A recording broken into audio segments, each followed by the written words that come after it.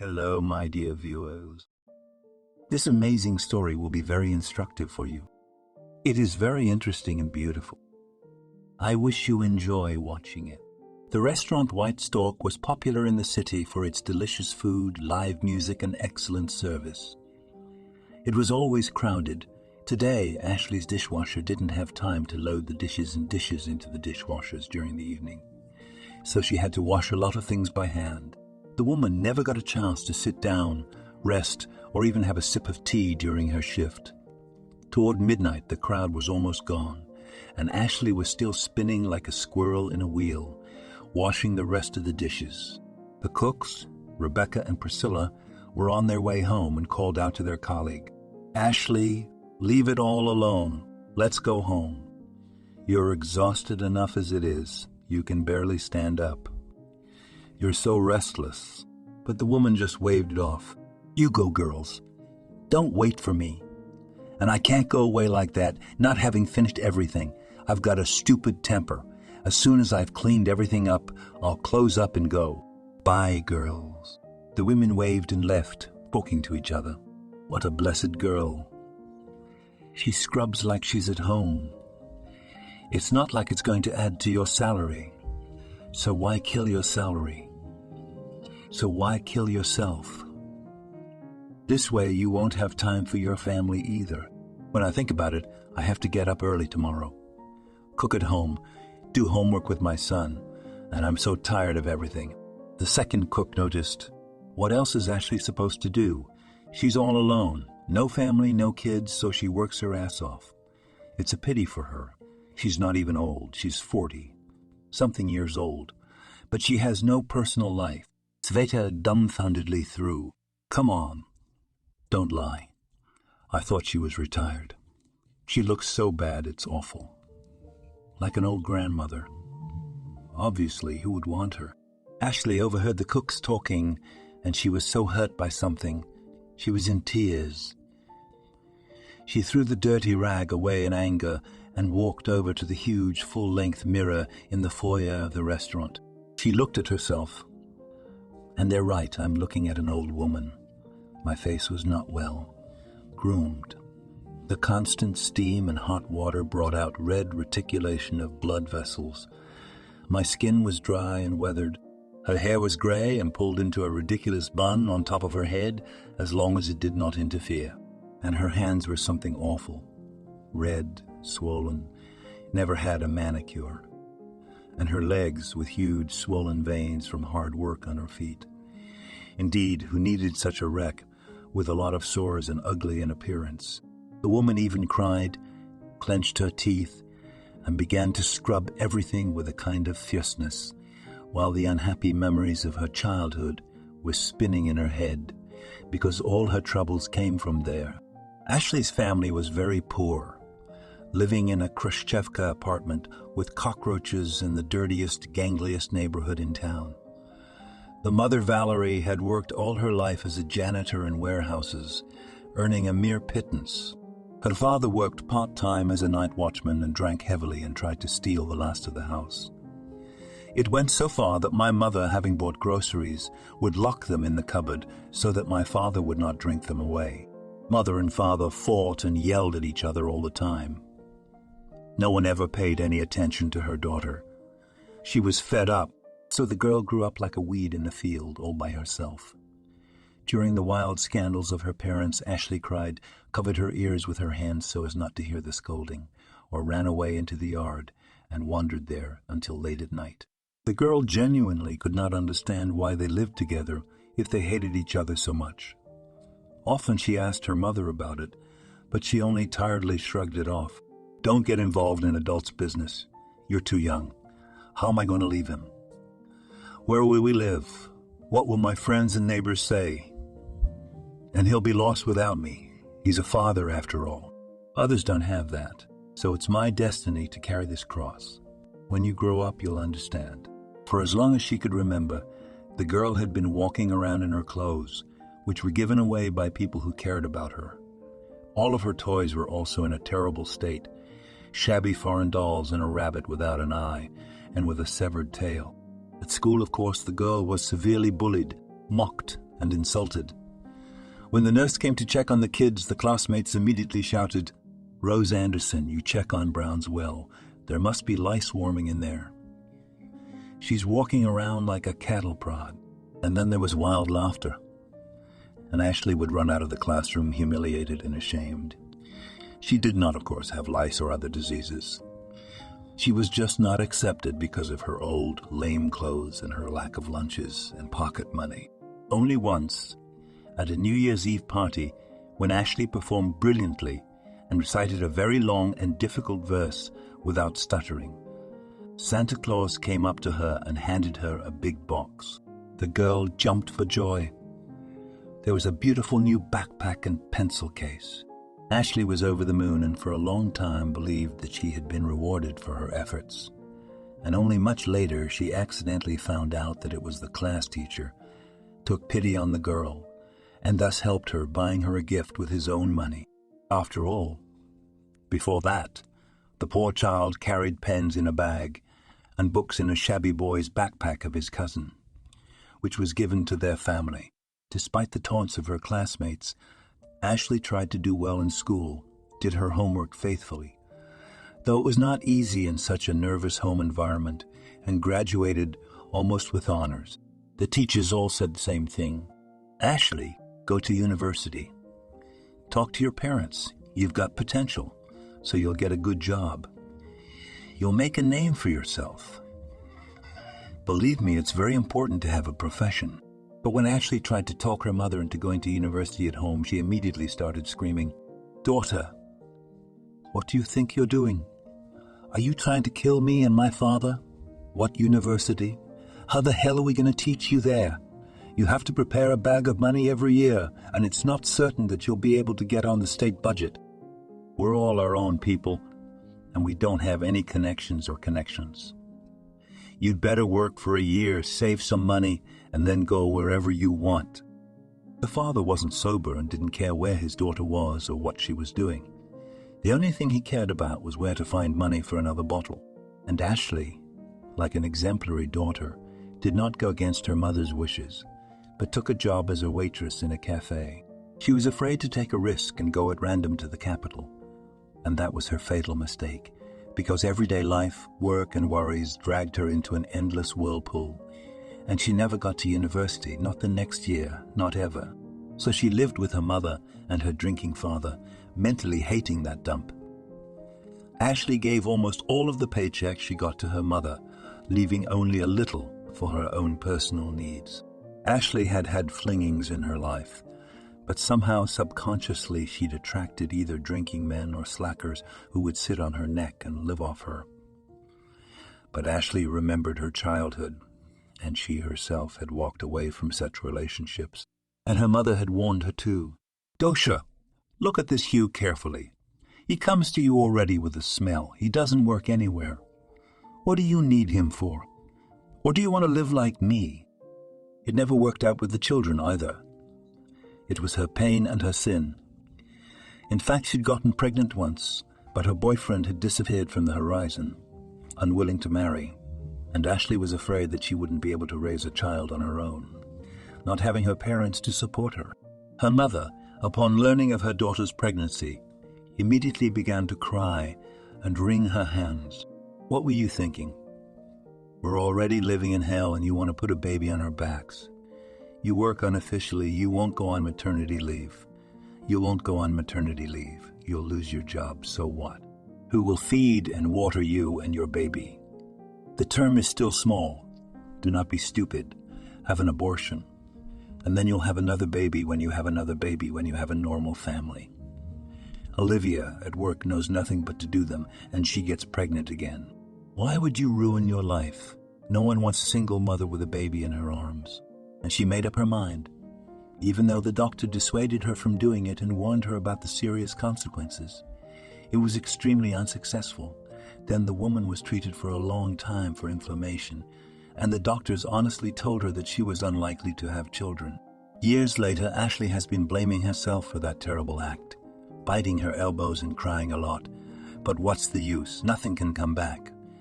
5 years ago, her mother had died of a heart attack. her heart unable to withstand the hell of work and constant stress. And her father left after her, burned by vodka. And so Ashley was left all alone. On himself long ago, she spat, lost faith in life, and lived without knowing why. Like a robot, she ran to work in the morning and home in the evening. For the past 3 years, she'd worked as a dishwasher in a restaurant.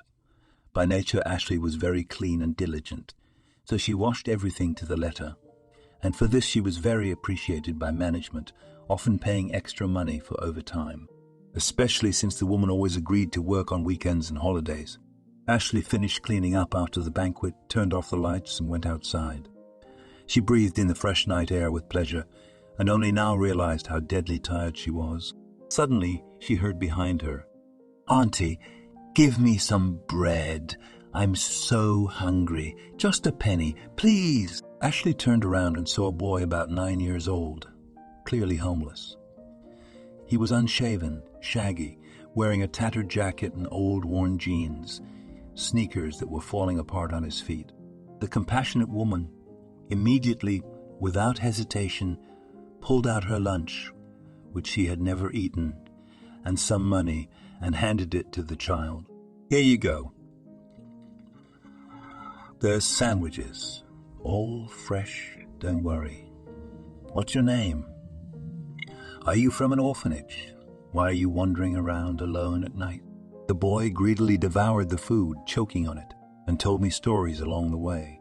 "Thank you, it's so good. I'm Matthew. I'm not an orphan. I have a stepfather. He's where I live, not far from here. My mom died a year ago. She was very sick. Uncle Robert's mean, and he beats me a lot, and he drinks a lot. He says I'm an extra mouth, so I run away. I wander around the city. It's still better than at home." The dishwasher replied, "Oh, how familiar this is to me. I grew up in a family like that myself. My name is Aunt Ashley. Tell you what, why don't you come over tomorrow too, and I'll pick you up some food from the restaurant for dinner." "Do you even go to school?" The kid grimaced. "I used to go when my mother was alive, but now I skip school. They hurt me there, tease me, and I don't like studying. What do I need it for? When I grow up, I'll go to work. And I grow up, I'll go to work, and I'll get rich." Ashley sighed wearily. "You're wrong, but you don't realize it yet." "Well, never mind, we'll talk about it afterwards. I'm going, I'm very tired, I'll see you tomorrow." From that day on, Ashley started feeding Matthew regularly, and she even gave him some money. They began to communicate and became friends. But the woman made one condition to the boy right away.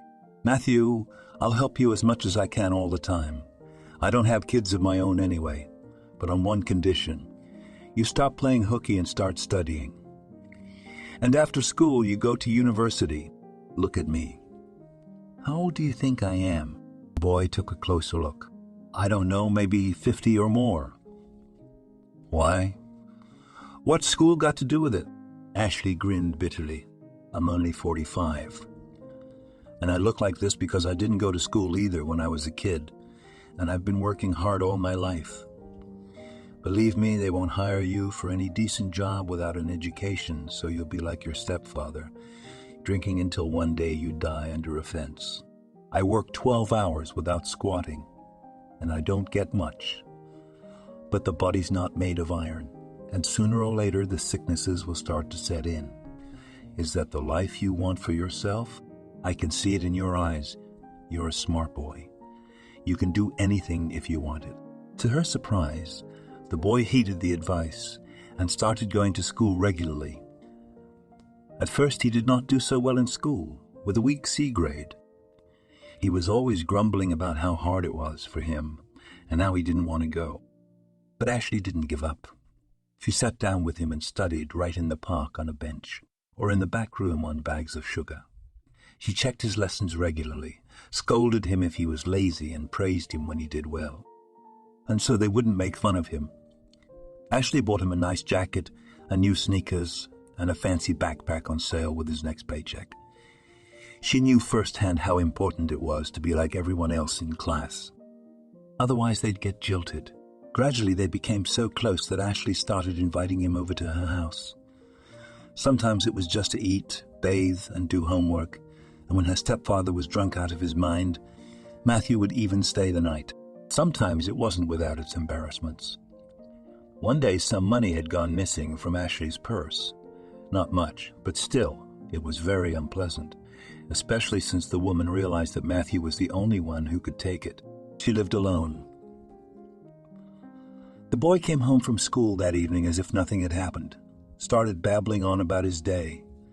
But Ashley didn't take him out to dinner like she usually did. She just came out and said, "I'm not your mother, Matthew, but I do what I can for you. I never thought you'd steal money from me. You've really hurt my feelings. It's mean and it's not fair. I thought we were friends." The boy blushed thickly, stammered and babbled, "I'm sorry, Aunt Ashley. I'll never do it again. I know what I did was wrong. Well, I didn't take much. I thought you wouldn't notice. I wanted to surprise Katie's little girl with a chocolate bar for March 8th. I really like her. The other boys give her this and that, take her to the movies. I can't get her anything, and Kathy is so picky because she's the prettiest, but she won't even look at me." Ashley sighed. "Matthew, look, it's not about whether or not I noticed. It's about the principle. I trusted you, and you disappointed me. You know what I mean. Trust is very hard to earn, and easy to break, and stealing, no matter how small, is a sin. Don't ever do that again. If you had told me how it is, I would have given you money for a chocolate bar anyway. Although, if a girl agrees to be friends with you only after a gift, you should think, do you need such a friend?" The kid put his head down. "I got it. I'm sorry. Well, peace, I promise. I swear on my mother's memory. It won't happen again." Ashley gave the boy a motherly hug and stroked his hair. "What to do with you? Peace. Wait, I'll feed you. And I'll check your homework." With Ashley's light hand, Matthew's grades were up, and in 3 years he was top of his class. Now he had someone to rush to because he knew Aunt Ashley cared about him. He told her all his sorrows and joys, and she never scolded but tried to help in any way she could to support him. The woman told the boy a lot about her painful childhood, and Matthew often recognized himself in her stories. Ashley, too, had a purpose in life, and that purpose was this sweet boy. She didn't live for herself anymore, but tried with every paycheck to clothe Matthew and save a little for his schooling. She knew that her stepfather would not give the boy a penny, and the boy risked repeating her fate. And she wanted so much that this clever, good, and inquisitive boy with such a difficult fate would be happy. He would get an education and make a name for himself. At least let him succeed in life, since she had not succeeded. Before graduation, Matthew came running in all huffy and said, "Aunt Ashley, will you come to my graduation? Please. I don't want to call my stepdad. I'm embarrassed. He'll get drunk again and embarrass me." Ashley felt awfully good, and her heart warmed up. "Absolutely. I'll be there, Matthew. Don't you doubt it." The woman had borrowed a beautiful dress from a colleague for the occasion, dyed her hair and put it in curlers, and she was terribly nervous. She sat in the auditorium and was proud when they announced that Matthew Kudryashov was being awarded a certificate of merit for excellent academic performance. Tears flowed from her eyes on their own, and she clapped the loudest and shouted, "Well done!" Matthew was terribly worried when he had to go to apply to the university. "Aunt Ashley, do you think I can really get in? What if I don't do well in math? Would I let you down? My stepfather told me that they don't let lowlifes like me go to university. They only get in through connections. So I wondered if I should even try. For some reason, I'm so scared." The woman cheered him on, "And you should apply to several at once. That way you have a better chance. You have to try, Matthew. Don't listen to anyone. That's exactly what my mother once told me, and I believed her. I've been struggling with it my whole life. Just get in, and then we'll work it out together. I'll help you with money and groceries. You've been family to me for a long time. I believe in you, my boy. You must succeed." To everyone's delight, Matthew got into the University of Economics, and even on a budget, without any rabble-rousing. And he went to the capital to study. He called often, shared the news, and came to visit Ashley on weekends and vacation. The woman saved every penny and sent the boy money to live on. And when Matthew came to visit, she laid a generous table and packed him a cumbersome bag of presents. My co-workers were amazed over the years and turned their noses up at me. Ashley's a freak.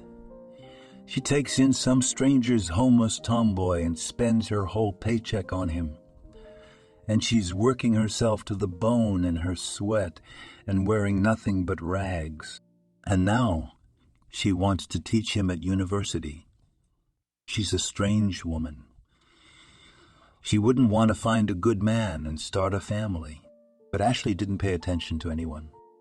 Matthew became like a son to her. She clung to him with all her soul and cared for him as if he were her own. She was grateful that fate had sent her to meet the boy then, for from that moment her life had changed completely, filled with meaning and warmth of the soul. Matthew studied with particular zeal and graduated with flying colors.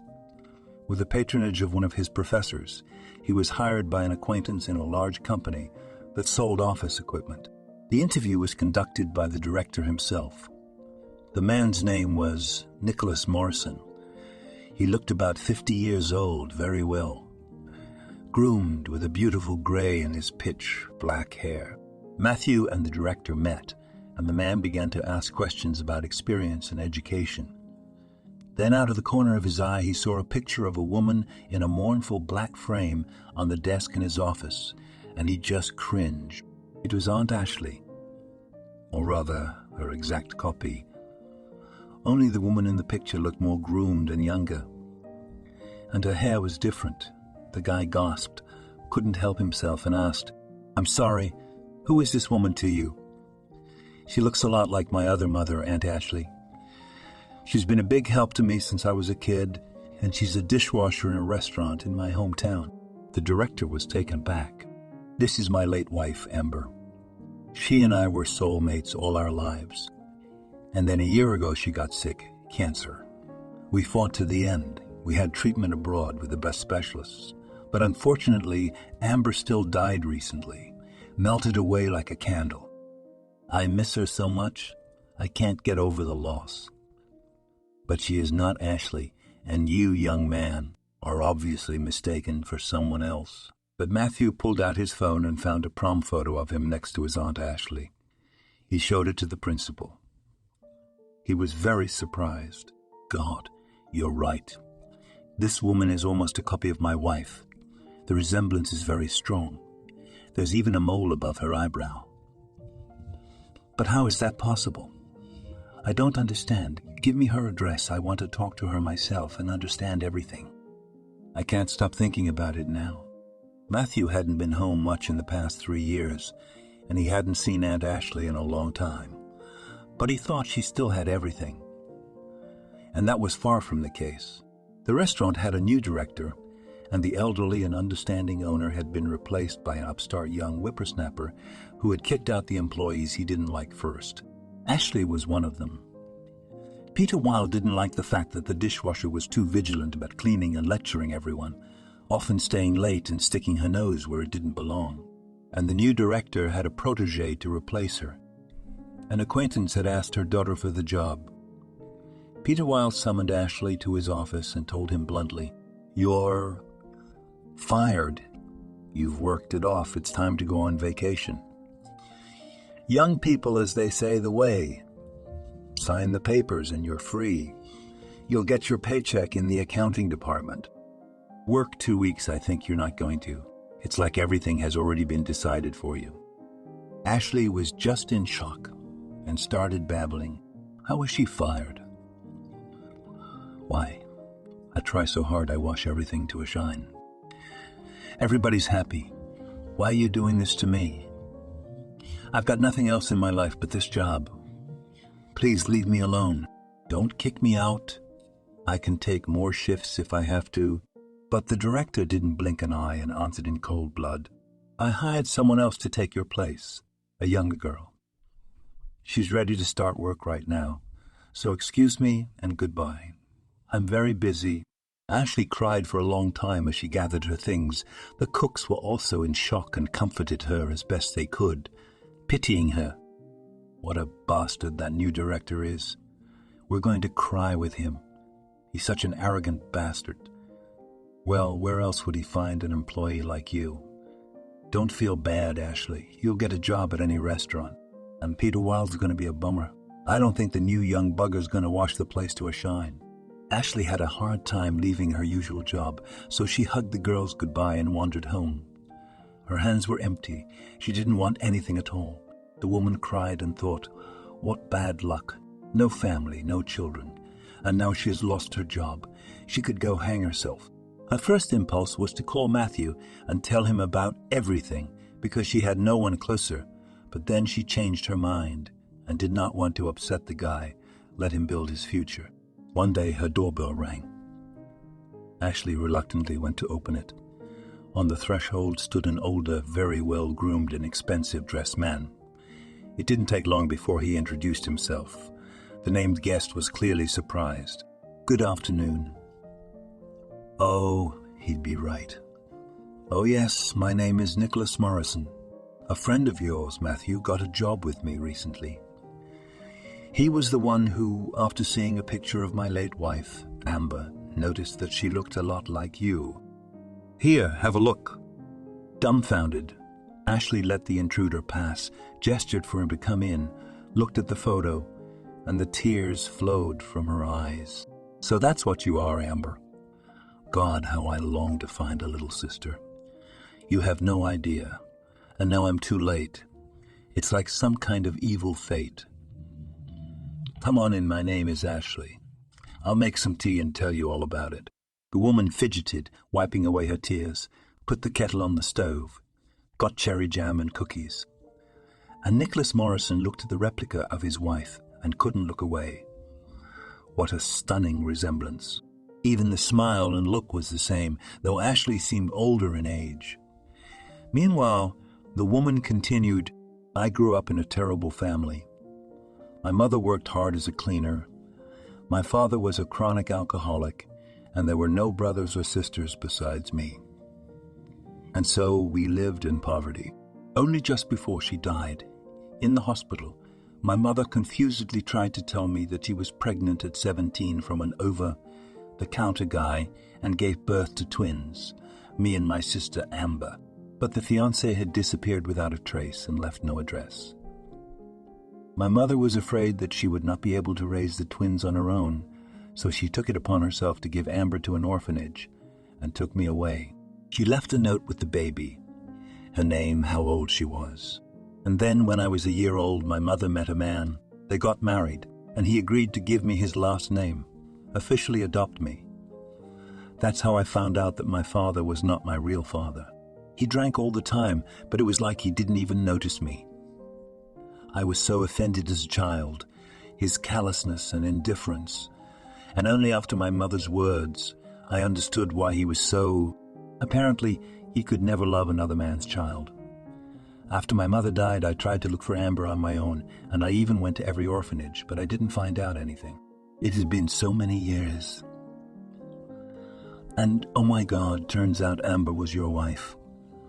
Tell me about her. What was she like? Why did she die so young? That's a shame.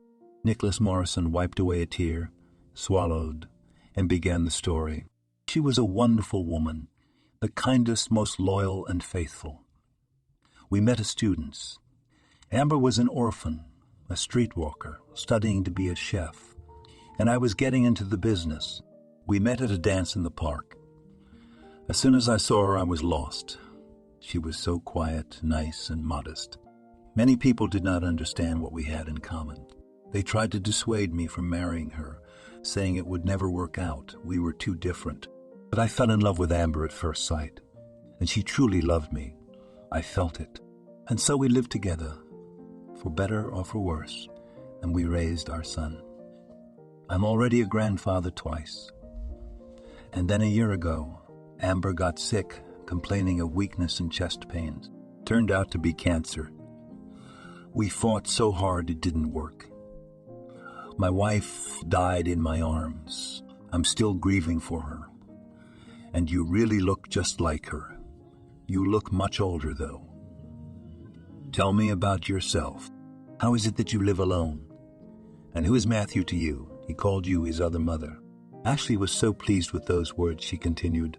Somehow, life didn't work out from the beginning. I still regret that I did not study in my time, so I started to work a hell of a lot of hard jobs. I had no luck with men either.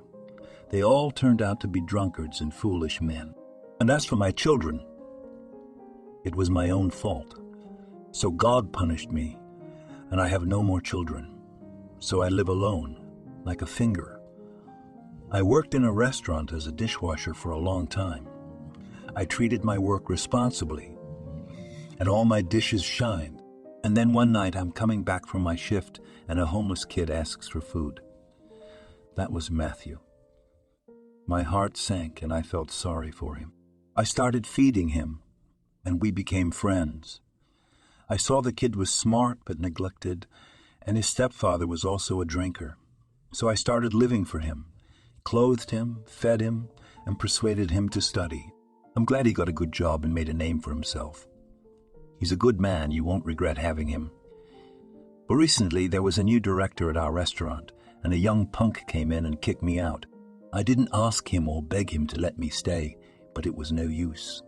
He says, I'm old, I'm no good, but I'm only 45. I know that I look bad. Sicknesses overcame, and with such work was not up to beauty. Now I'm sitting at home like an owl, and I feel sad. I can't think of what to do next, where to look for a job. There was something unimaginable going on in the man's soul. Everything mixed together. Pity for this poor woman, and love for his dead wife, as if he saw his beloved Amber in front of him. He wanted to hold her, to cuddle her, to comfort her. One thing he knew for sure, he couldn't just go away and leave Ashley in trouble. She wasn't a stranger. Nicholas Morrison suddenly said, You know what, Ashley? Since you and I are almost related, as it turns out, I'm inviting you to my house. I'll show you Amber's grave, and I've got a whole album full of pictures of her. We'll have a heart-to-heart talk, and when you get bored, you can go back to your place. Don't think anything bad. I'm a decent man. And I'm offering it from my heart. What are you doing here alone? In the meantime, I'll think about your job. Ashley was confused. It was all so sudden and uncomfortable. But then again, it was true. She'd wanted to find Amber for so many years. So why not do it? Wouldn't crying alone in an empty apartment be better? I'd get to see Matthew. I missed him so much. So she said yes. She packed hastily, taking the essentials. There wasn't much to take. She didn't have any clothes or makeup, and she didn't know how to love herself. At the same time, Matthew started a new job. He was an auditor at a new company. He took on the job with unprecedented zeal and enthusiasm and began to go through all the reports for the year, often staying after work. Such a turnaround and a new upstart certainly was not to the liking of all in the firm. The employees were wary, thinking that Matthew was the boss's protege and an exiled Cossack. The relations with Nicholas Morrison's deputy, the cunning David, were especially bad. He was always trying to get a rise out of the new employee. What are you digging so hard for? Are you looking for dirt on someone? It's clear they sent you here for a reason. Well, let's see who's who. Matthew was pissed off inside, but he didn't show it. He decided to see who was breathing. But overall, he liked his job. It paid well enough to pay for an apartment and enough to live on. When Ashley visited Nicholas, she was struck at first by the beauty and luxury of his country house. She, who had grown up and lived all her life in an old house, had never seen such beauty anywhere else. Especially for her, there was a separate bright room on the second floor, with a balcony with a wonderful view of the lake and the forest. A huge oak bed, a fancy wall sconce, interesting stucco wallpaper. Nicholas brought Ashley a pile of beautiful things the first night. There were dresses and suits, and he said, "These are all Amber's things." She never got a chance to wear them. They were hanging in the closet. Take it, wear it gladly. I think you're one size fits all. And this is her year's subscription to the beauty salon, twice a week. I just recently gave it to my wife. Well, you see how it turned out. I'll take you there tomorrow morning if you want. Ashley thanked the man, for it was truly a royal gift. She put on her own sister's first available dress, looked at herself in the mirror, and marveled. It fit her like a natural fit, and even with the obvious lack of maintenance, the look had changed completely at once. Ashley felt as if she even looked younger. The woman took her first ever bath with fragrant foam, and then began to look at the various jars of creams and facial masks on her dressing table. It was all new and interesting to her. When Nicholas walked into the kitchen early in the morning, he almost fainted. He even felt sick and thought it was Amber standing at the stove frying pancakes. Ashley, in her suit and with her makeup on her face, was just a replica of his late wife. The man said hello. "Good morning, Ashley. You look great. It's my day off. How do you want to spend the day?" The woman replied. "Good morning, Nicholas. Sit down to breakfast. I've just whipped up some pancakes to go. Try them while they're hot. I'd like to go to Amber's grave first, if I may. If you don't mind. And then wherever you want." They arrived at the cemetery. It was quiet as usual. Her sister's grave had been carefully cleaned and groomed, and there was a beautiful monument. Ashley gazed at her native features, at the same look under her eyebrows, the funny wrinkle above the bridge of her nose, and the tears flowed down her cheeks. The woman spoke softly to her sister. "Hello, Amber. I'm Ashley, your little sister. What a pity we never met when we were alive. It's not my fault or yours. Our mother decided everything for us. It's a terrible injustice, because we could have been friends, talked to each other, helped each other. I wanted so much to hold you close to me and talk about everything. It is difficult to judge our mother, and there is no point. She's already somewhere there, with you in heaven. Maybe Mommy couldn't have done it any other way. Maybe you have already met there. I'm not without sin myself, so I don't hold it against her. And you can forgive her. May you rest in peace. God rest in peace. God rest in peace, my dear." And Ashley wept for a long time, regretting that nothing could be changed, and her last loved one lay here in the damp earth. Nicholas came up behind her, put his arm around her shoulders, and whispered, "I miss Amber so much too. She and I were like a needle and thread. Wherever I went, she went. My closest person." Then Nicholas showed Ashley the family album. There were many pictures of them together, their son, the birth of their grandchildren. In all the pictures, his sister was so happy you could tell the family was getting along. The next day, Nicholas persuaded Ashley to go to the beauty salon, though she refused and was even afraid for some reason. "Come on, Nicholas. I've never been to a place like that in my life. I don't even know how to behave there, what to say. They'll just laugh at me. That's all. They'll say, 'Why did you come, you old fool?' No salons can help me anymore." The man even got angry. "Ashley, I never want to hear that again, okay? Why do you insist on giving up on yourself? Well, then go to the coffin and all. Let them bury you too. Why do you not appreciate yourself, do not love? Do you treat yourselves as second-hand material? It's no good. You're no stranger to me, but my wife's sister. And I assure you, everything can be changed in life, at any age, and you're only 45. But to do this, you first need to change yourself from the inside. Believe in yourself, in your strength. Try to love yourself, at least a little, and you will see how everything in your life starts to change too. Don't be afraid to start thinking differently. I will help you become different, real.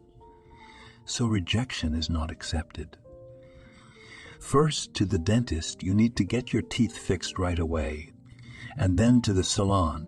Follow me." Ashley was terribly embarrassed, but she knew Nicholas was right. She'd lost her teeth, and they were long gone, blackened, and a couple of them had fallen off. It all looked sad, but the woman was terribly afraid of dentists, and it was very expensive. She could not afford it. Upon entering the dental technician's office, Ashley was shaking like a leaf. Nicholas only smiled and told the doctor, "Good afternoon, Rose. This is my late wife's sister, Ashley. I need you to fix her teeth. Basically, give her a nice Hollywood smile.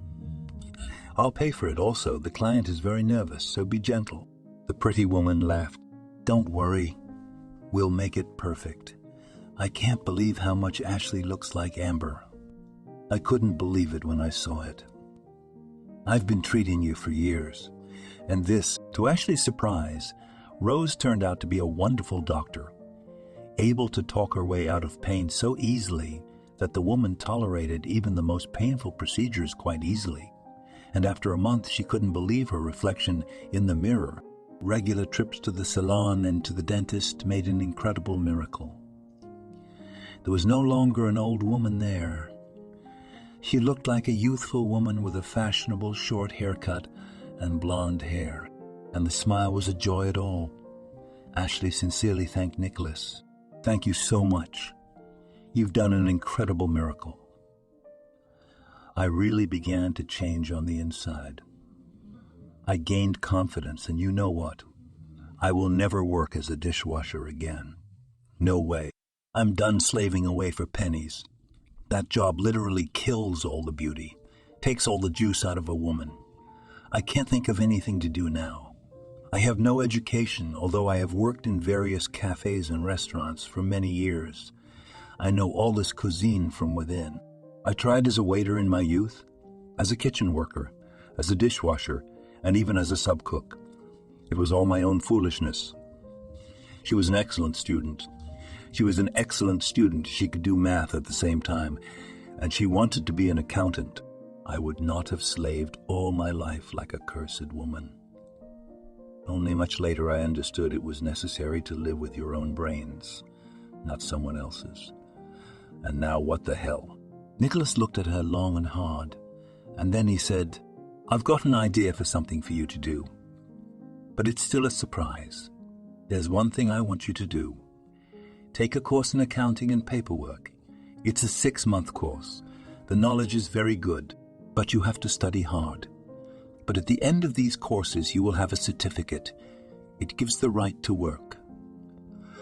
So do you agree? In the meantime, I'll think of something to do with your employment." Ashley even fluttered her arms. "God, Nicholas, I don't know how to thank you. You do so much for me.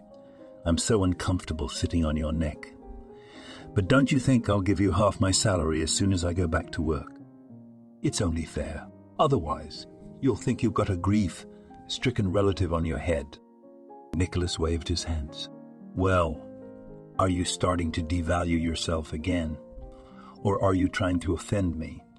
I'm a successful businessman, and I make enough money, so don't worry. You're not a burden to me at all. In fact, I enjoy discovering a new world for you, Ashley, and watching you gradually change. In fact, let's keep it on a first-name basis, if you don't mind. You're not a stranger to me. You're not a stranger to me. You're Amber's own sister. I feel like going home now that you're here, not alone in an empty house. It was so bad. It was like climbing the wall. So thank you, and thank you, Matthew, for meeting me." Ashley really enjoyed taking the course. At first, she was a little embarrassed because she was the oldest in the group. But then she quickly got the hang of it and went deeper into her studies. She read the course material avidly, as if she wanted to catch up on all the things she had missed out on over the years. At the same time, a bad change was brewing at Matthew's workplace. The boy had found a huge deficiency and had discovered theft, and it was none other than the deputy director, David, who was always trying to bite Matthew hard. The guy decided that he couldn't wait, so he went directly to Nicholas Morrison's office. He began emotionally, "Nicholas Morrison, I come to you with very bad news. That's why I came on my own, without a summons. Well, look what's going on in the company behind your back. And Matthew began laying out the semi-annual reports in front of the director. How do you feel about the amount of shortages? And a fake deal for a fly-by-night company that no longer exists. I just checked everything. But that's not all. Someone wants to take the company away from you. I'm almost certain of it. It's all going to happen. I ask you to be on your guard and take action. Nicholas Morrison was in complete shock. He went pale and even grabbed his heart. The sums were enormous, and it was his deputy, David, who conducted all the transactions. Was he really a thief? And actually passed everything on to the competitors. The man looked intently at Matthew and asked, "Do you think it's David? Be honest with me?" The guy nodded his head. "I'm pretty sure. But he couldn't have done it all alone. That means there are accomplices. The people in the economic department are obviously involved, and the marketing department should be checked as well." Nicholas Morrison complimented Matthew. "Thank you for your vigilance and for the warning. Because forewarned is forearmed. You did a great job, Matthew. In such a short time, you've brought the watering hole gang to light. I'll take it from here. You can go and expect a nice bonus." Matthew waved his hands. "No need, I'm not in it for the money. It's just a shame that you're being set up behind your back like this. It's not fair." Matthew walked out of the principal's office so abruptly that Allison's secretary barely had time to bounce from the door. She, of course, overheard the conversation and immediately ran out into the bathroom like a scalded woman, dialed someone's number, and whispered quietly, "David, it's all gone. That new guy, what little space he has, ratted on you to the principal and dug up some horrible dirt. And I'm in on it, too. What am I supposed to do? I knew it. We're going to cry with that smart guy." The man answered angrily, "What a puppy. Well, I'll make him shut his filthy mouth forever. Thank you, Sunshine, for the warning. The main thing is to eliminate that pimple, and I'll make it up to our director somehow. It's not the first time." The weekend was coming up, and Matthew, learning that Aunt Ashley had been in the capital visiting the principal for a long time, decided to finally meet her. "Hello, Aunt Ashley." "It's me, Matthew. I finally got some time off from work, and it's about time we saw each other.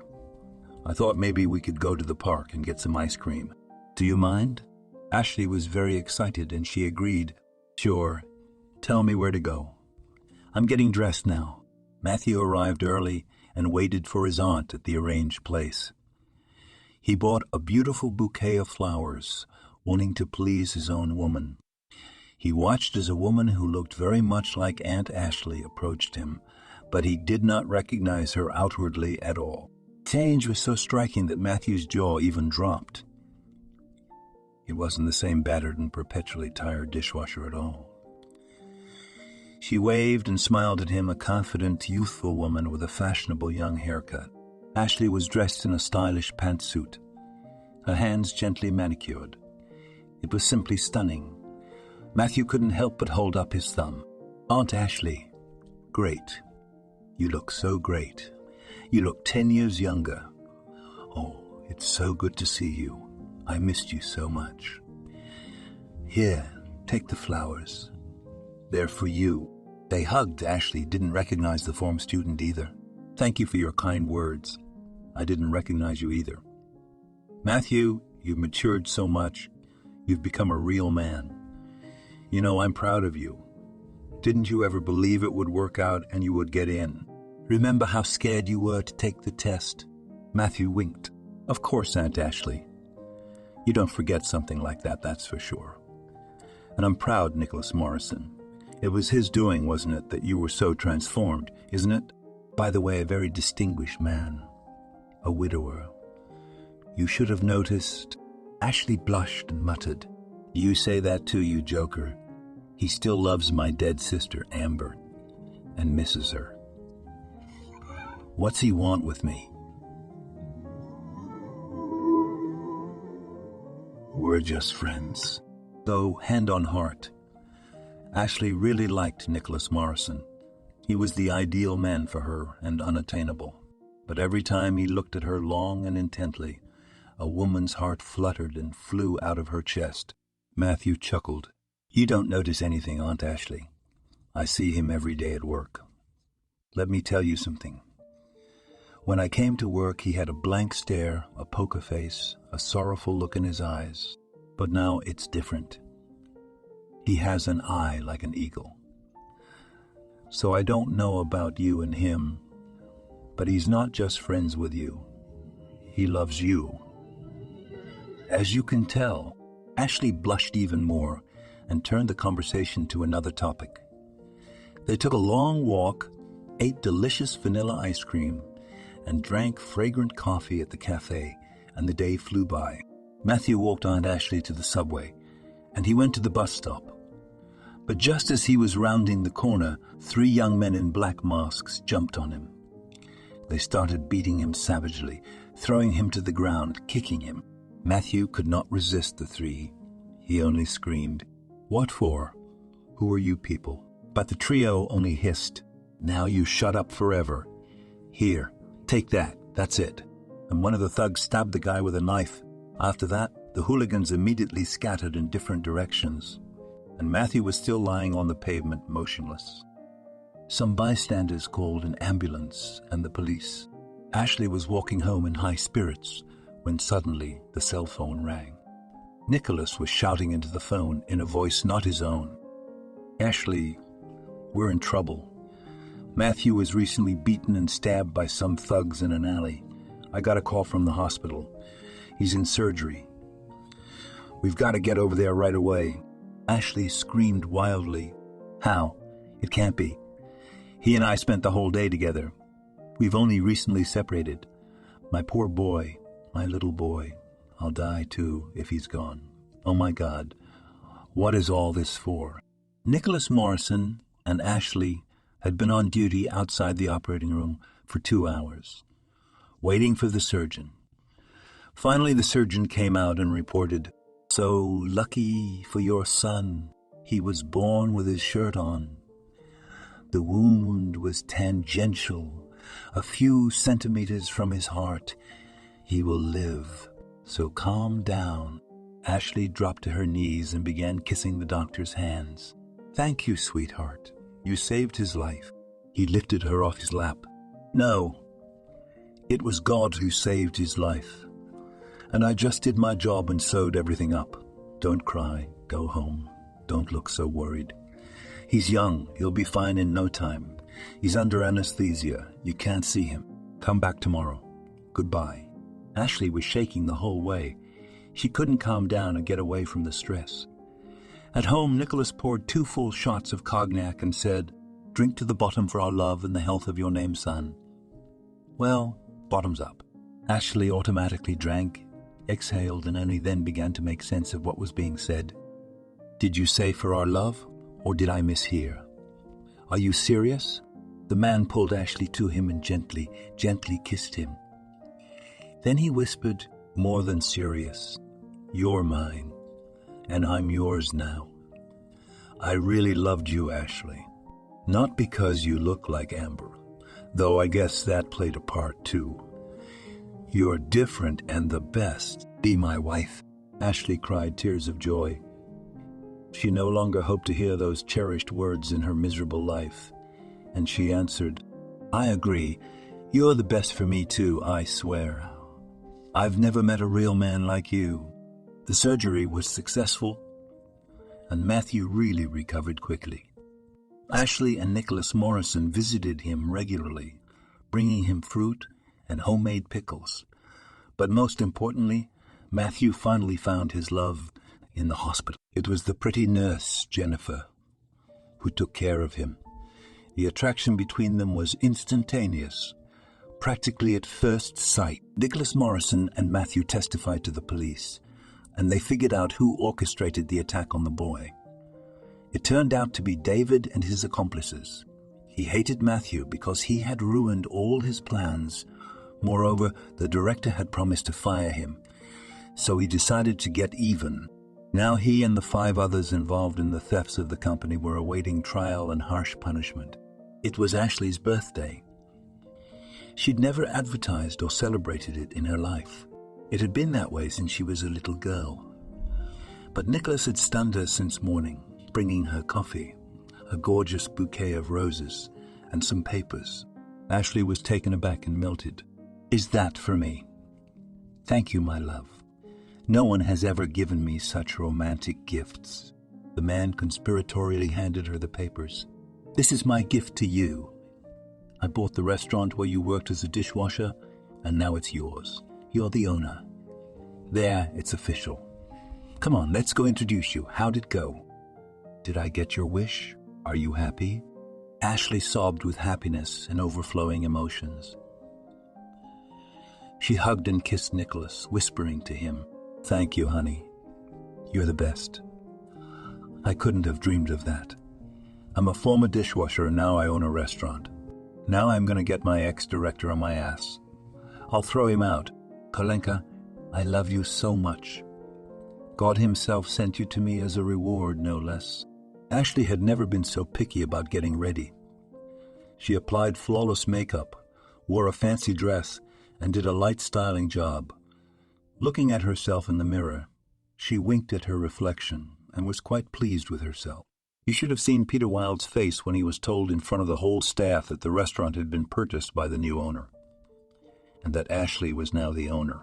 He didn't recognize the former dishwasher at all in this beautiful and stylish lady, and the cook girls gasped and clutched their heads.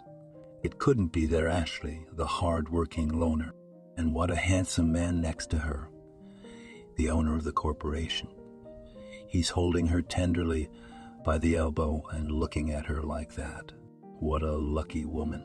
For an hour, Peter Wilde did not just beg. He begged Ashley to keep him in the restaurant. "I'm sorry about what happened the other day. You understand? I have a lot of debts, a huge loan, and even lost a lot in cards yesterday. Have mercy, don't kick me out." Ashley, with her characteristic pity, was about to forgive the rascal. But Nicholas showed her a look that she shouldn't, and she firmly replied exactly as he had told her 6 months ago. "I'm sorry, but I've already hired someone to take your place. You're free, you can pick up your paycheck at the personnel department. Have a nice day." Peter Wilde understood. He remembered that moment. And so he shamefully left the office, realizing that nothing was going to happen and that he had been kicked out. Ashley smiled triumphantly, feeling so good about herself, realizing that she had changed completely and would never be the same again. Then she went out to her cooks, hugged them, and said, "Well, with you girls, I think we'll work out. We're a team.